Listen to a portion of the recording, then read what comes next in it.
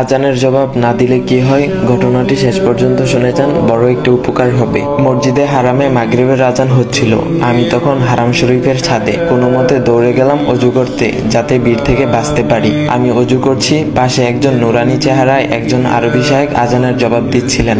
তখন আমার অজুও শেষ, এদিকে আজানও শেষ। আমি চলে আসছিলাম, এমন সময় ওই আরবি শায়েখ আমাকে ডেকে বললেন, ইয়া ওলাদা, তুমি কি আরবি বুঝো? তখন আমি হাসূচক মাথা নাড়ালাম।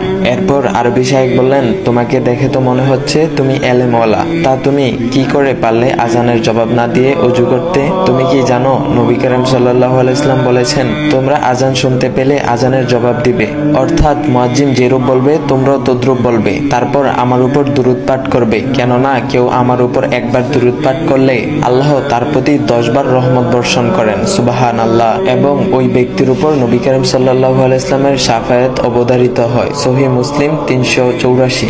তারপর শায়েখ বললেন, তুমি কি এই হাদিসটি শুনোনি? তখন আমি লজ্জিত স্বরে বললাম, জি জনাব, আমি এই হাদিসটি শুনেছি। তারপর উনি বলল, তুমি চাইলে এখন অজু করতে পারতে, কিন্তু তুমি কি পারবে এখন আজানের জবাব দিতে?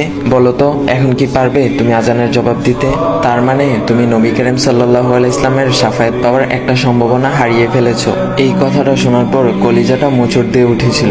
আমাদের সব আমল রবের কাছে কবুল হয় না, কিছু কিছু হয়, আবার কিছু কিছু হয় না। হয়তো আজকের আজানের জবাবটা আল্লাহ কবুল করে নিত। তখন আমার কিছু বলার ভাষা ছিল না, শুধু বললাম, শায়েখ, আমি আর কখনো এই আমলটা ছাড়বো না, ইনশাআল্লাহ। আমার জন্য দোয়া করবেন। আসুন ভাই ও বোনেরা, আজ থেকে আমরা আজানের জবাব দেব ইনশাআল্লাহ। আল্লাহ তাআলা আমাদের সবাইকে বোঝার তৌফিক দান করুক, আমাদের 5 ওয়াক্ত নামাজ পড়ার তৌফিক দান করুক, সবাই বলে আমিন।